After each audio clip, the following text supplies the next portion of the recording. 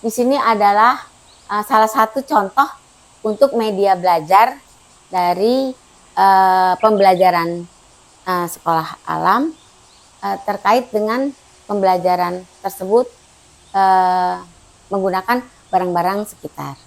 Jadi sekolah alam bukan hanya ada pohon-pohonnya, lalu ada binatang-binatangnya, tetapi dari batu sekalipun kita bisa mengajarkan anak-anak suatu pembelajaran, ya. Nah, ini pembelajaran nanti hukum, matematik atau apa itu kita bisa lakukan dalam bentuk belajar mengajarnya itu sambil menyambi namanya, ya.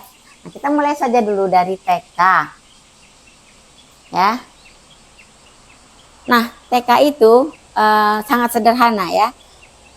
Sebelumnya kita kasih tahu secara sederhana saja, itu sebetulnya dari mana sih batuan itu bermula.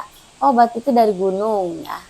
Terus kemudian keluar, misalnya biasanya gempa bumi atau apa itu gunung meletus, itu batuannya keluar ke atas.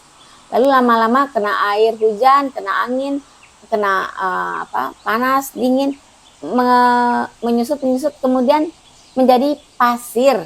Lalu nanti akan menjadi juga namanya ada batuan sedimen atau batuan beku, batuan metamorf, dan 3 jenis batuan tersebut.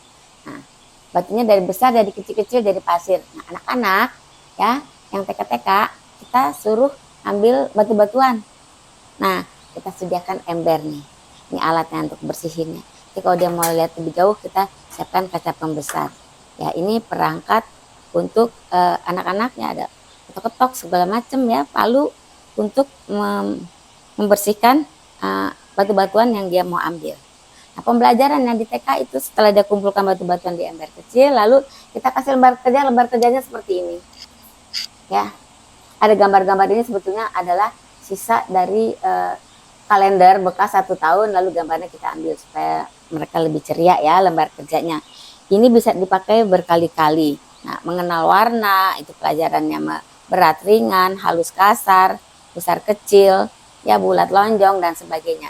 Jadi di sini, ya, untuk mengacu kepada literasi kosakata, ya, merah, kuning, hijau batunya, lalu kosarasa, lalu kosa makna, ya. Nah, itu nanti kita lihat bagaimana kita membuatnya. Oke, dia sudah ambil batu-batu di sini, lalu mengenal warna, itu kosakata. Oh, ini merah, putih, hitam, coklat dan sebagainya. Jadi tidak harus ada krayon atau apa, ya. Dimanapun anak-anak belajar itu dia sudah bisa mengenal warna, tidak usah harus ada pensil atau spidol. Lalu ini bulat, ini lonjong, kemudian ini mengurut, kecil, sedang, besar. Lalu ini kosa rasa, ya. Wah, ini sama ya besarnya, ya. Tapi kalau kita timbang, wah, itu cuma 100 gram. Tuh, cuma di sini, ya. Tapi kalau kita timbang satunya lagi, wah, sampai hampir 400 gram. Padahal besarnya sama. Nah, ini kosa makna, ya, walaupun sama besarnya, tetapi kandungan batu tersebut kalau ditimbang beda. Ini batu apung, ini batu biasa.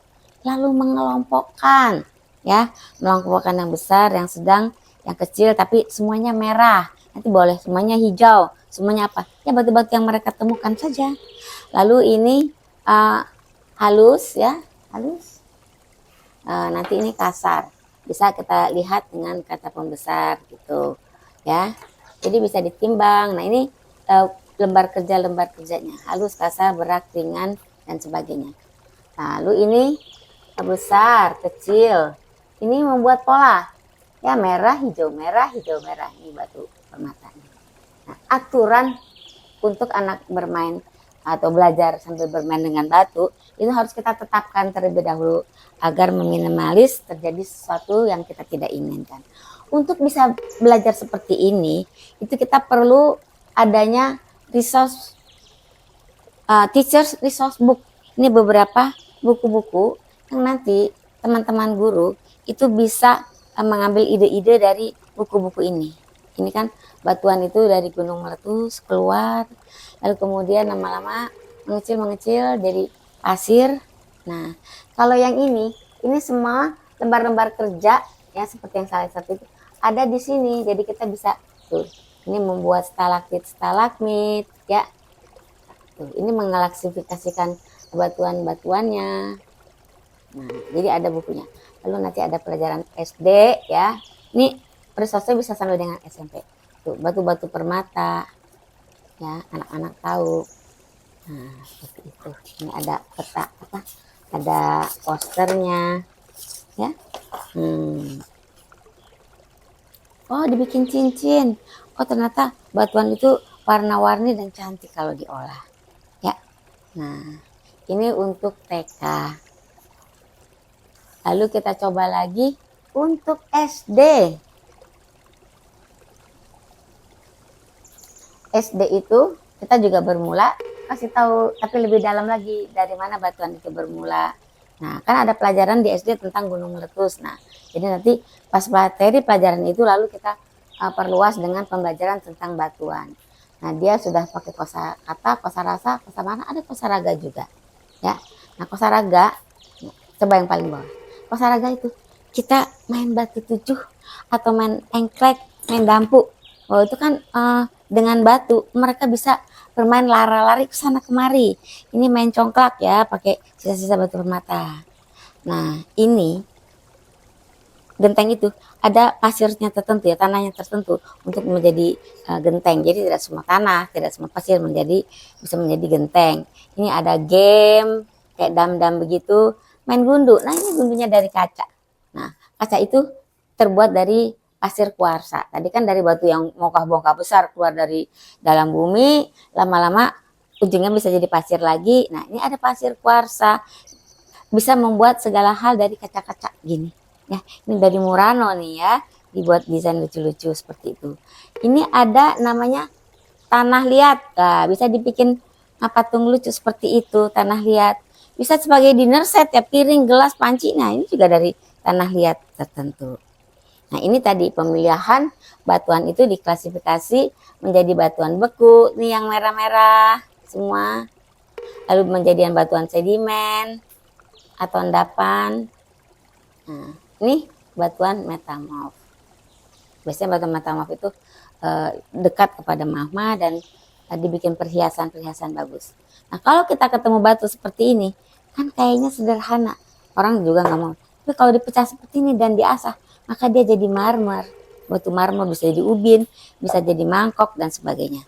Nah, orang biasanya kalau batu-batu biasa dibikin untuk ulekan, ya. Lalu kalau itu batu kapur bisa jadi ornamen bangunan, ya. Nah, selanjutnya batuan itu, ya, itu jenisnya macam-macam, namanya macam-macam. Seperti ini. Ini macam-macam dari batuan. Ya, terus kita ambil satu di sini. Ya, ada batuan emas, ada batuan belerang, ada batuan apa. Nah, ini tadi nih ya, batuan kapur bisa untuk atau batuan tertentu bisa untuk candi cantik ya, membuat patung-patung seperti ini. Jadi banyak yang keluar dari dalam tanah kita, batu-batuannya lalu diolah oleh kita. Nah, dari batuan yang di sini ya, nanti diramu dengan materi kimia tertentu, lalu bisa menjadi besi. Nah, ini batuannya. Ini batuan bahan untuk menjadi batuan besi. Ya, tuh, dolomit. Nah, nanti dicampur apalagi jadi besi.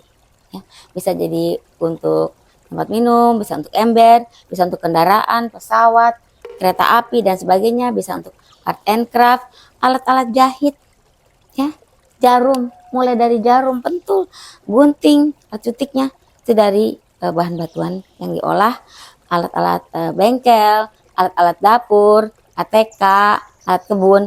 Nah, itu semua dari batuan. Nanti anak-anak bisa explore di rumah masing-masing barang-barang apa saja dikelompok-kelompokkan yang terbuat dari batu yang kemudian diolah menjadi besi dan kemudian diolah lagi menjadi alat-alat berguna bagi kita. Itu namanya kreativitas manusia. Ya. Nah, sekarang kita coba untuk SMP SMA bisa tidak? Nah, kita coba lihat di sini. Ini untuk SMP SMA. Dari macam-macam batu tersebut dengan nanti dirumuskan dengan rumus-rumus kimia ini menjadi bahan olah yang lain. Ya, ini nih ada batu. Lah, batunya itu kalau diangkat ke permukaan bumi, dia mencair. Nah, manusia dengan kreativitasnya membuat termometer. Kadang-kadang ditaruh di ketiak anak sakit. Oh, panasnya tinggi. Nah, karena makin panas, itu batunya mencair. Begitu makin cair, jadi itunya naik. Nah, mengetahui oh panasnya sekian. Ini juga ada cincin sesuai dengan emosi kita, ya. Lalu apakah warna ini kita dalam keadaan apa, warna ini dalam keadaan apa. Oh, ada lagi batu fosil. Nah, itu juta ratusan tahun, ya. Nah, ini salah satu alat dari batu fosil dari Papua. Ini ada souvenir untuk rakit-rakit dinosaurus ya zaman dahulu. Ini fosil-fosil, ini fosil dari kayu, ini fosil kerang-kerang, ini fosil binatang inti atau apa ya. Ini kerang-kerang ini ya, teman-teman. Ini juta tahun yang lalu. Nah, jadi nanti kalau anak SMA lulus, oh aku mau sekolahnya yang arkeolog. Wah, jadi mereka udah lihat sedikit ya. Dan di sini ada perusahaan PT Freeport ya. Dia benar-benar menggali emas, dan tentu tidak emas saja ya, macam-macam akan didapat di luar emas, tapi yang paling utama emas. Ya, bagaimana pengolahannya itu sekian lama ya, sehingga banyak lahan kita yang tergali ya, seperti ini. Apakah ini berdampak dengan lingkungan ya, dengan lingkungan alamnya, dengan lingkungan warganya, karena di undang-undang itu sumber daya alam itu untuk kemaslahatan rakyat seluas-luasnya. Nah, sampai dibongkar seperti itu. Ya.